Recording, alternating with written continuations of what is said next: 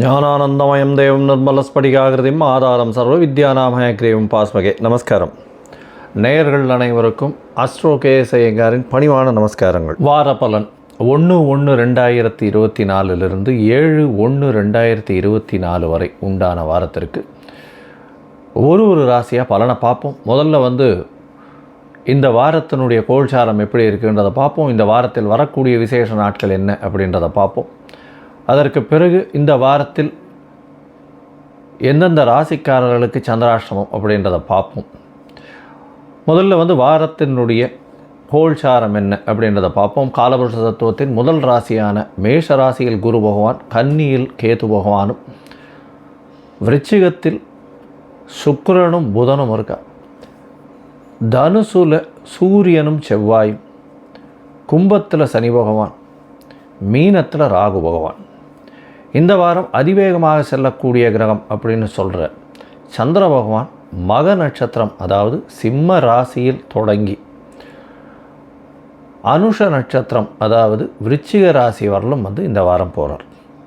இந்த வாரத்தினுடைய கோல்சாரங்கள் இதுதான். இந்த வாரத்தில் வரக்கூடிய விசேஷ நாட்கள் அப்படின்னு பார்த்தாலேயானால் புதன்கிழமை அஷ்டகா அப்படின்னு போட்டிருக்கோம். அஷ்டகா அணு அஷ்டகா அப்படின்னு போட்டிருக்கோம்.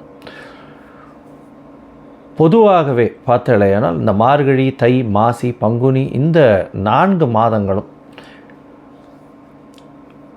தேய்பிறை 8ஆம் நாள் 7, 8, 9 இந்த 3 நாட்களும், அதாவது சப்தமி, அஷ்டமி, நவமி அப்படின்ற இந்த 3 நாட்களில் 8ஆம் நாளான அஷ்டமி அன்னைக்கு அஷ்டகா அப்படின்னு போட்டிருப்பா. அன்றைக்கி ஸ்ரார்த்தம் பண்ணணும். அதாவது வீட்டில் இருக்கக்கூடிய பெரியவாளுக்கு, அதாவது பெற்றோர்கள் இல்லாதவர்கள் திதி கொடுக்கக்கூடிய நாட்களாக சொல்லப்படுகிறது. ஏன்னா எங்கேயாவது அவங்க மிஸ் பண்ணிட்டாங்க அப்படின்னா, அதாவது ஏதாவது ஒரு இதுவில் விட்டுட்டாங்க அப்படின்னா அந்த அஷ்டகா அனுஷ்டகாவில் பண்ணுறது வழக்கம் அப்படின்றத போட்டிருக்கும். அருகில் இருக்கக்கூடிய உங்களுடைய வாத்தியார் யாரோ அவளை கேட்டுண்டு விஷயத்தை செய்யுங்க. இந்த வாரத்தில் ஏகாதசி வருது.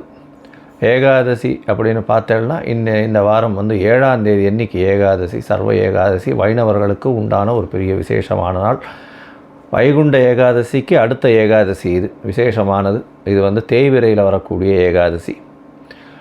இந்த பொதுவாகவே ஏகாதசி அப்படின்னா வைணவர்கள் அன்றைக்கி கார்த்தாலிருந்து குளிச்சுட்டு பெருமாளுக்கு பண்ணுறதும், விஷ்ணு சஹஸ்ரநாம பாராயணம் பண்ணுறதும், அதை தவிர எந்த ஒரு இதுவும் சாப்பிடாமல் உபவாசம் இருக்கிறதும், ஒருவேளை சாப்பிட வேண்டி வந்ததேயானால், அதாவது சீனியர் சிட்டிசன்ஸ், உடல்நலம் குன்றியவர்கள் இவாள்லாம் இருந்தாலேயானால் அவளுக்கு இந்த சுஜ்ஜி இல்லைனா ஜீரா இந்த மாதிரியான விஷயங்கள் பண்ணி போடுறதும், அதாவது ஸ்வீட் மட்டும் பண்ணி போடுறதும், அன்றைக்கி பெருமாளை போய் சேவிச்சுட்டு தீர்த்தம் வாங்கிட்டு அடுத்த நாள் அன்றைக்கி தான் தீர்த்தத்தை சாப்பிட்ணும். அதாவது துவாதசி அன்றைக்கி தான் அந்த தீர்த்தத்தையே சாப்பிட்ணும் பொதுவாகவே.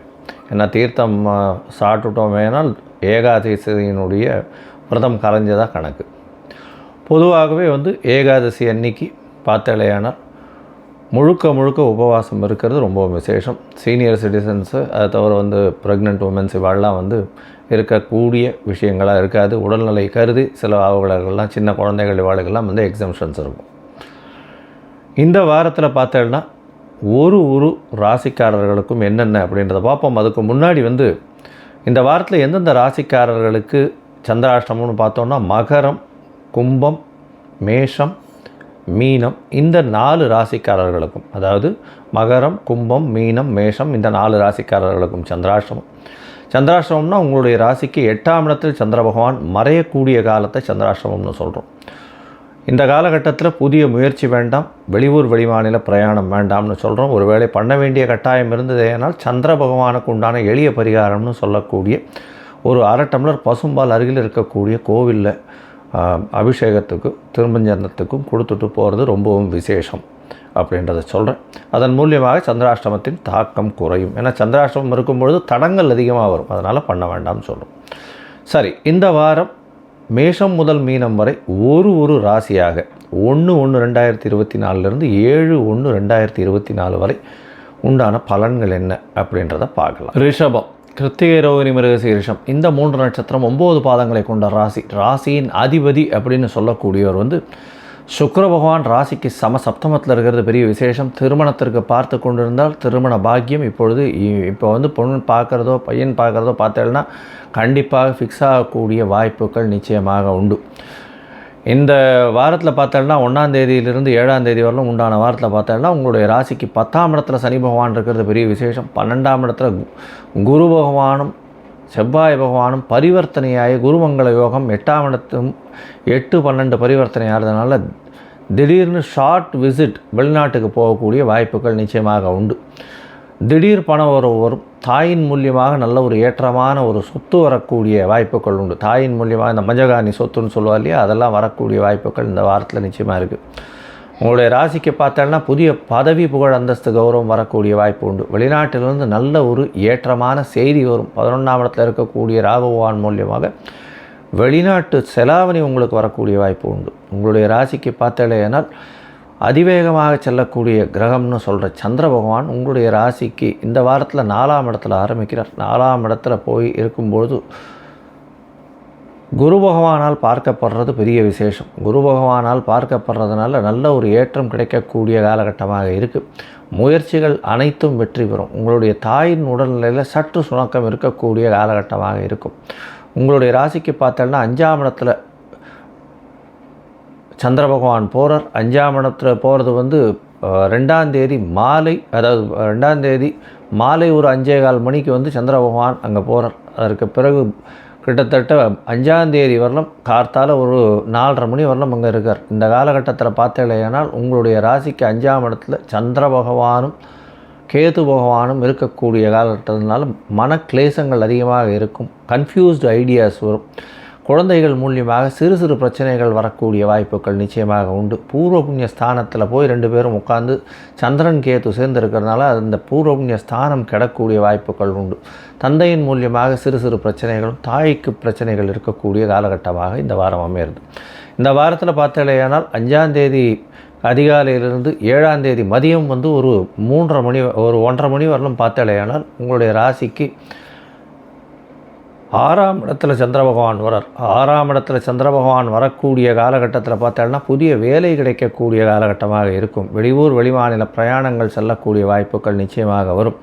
புதிய வேலையில் பெரிய ஏற்றம் கிடைக்கும். ஏன்னா குரு பகவான் குரு சந்திர யோகம் 6ஆம் இடத்துல வருது. புதிய லோன் வாங்குவீங்க வீடு கட்டுறதுக்குன்னு. புதுசாக இடம் வாங்கிறதுக்கு வாய்ப்புகள் உண்டு. ரியல் எஸ்டேட் பண்ணுறவாளுக்கெல்லாம் பெரிய ஏற்றம் கிடைக்கக்கூடிய காலகட்டம்.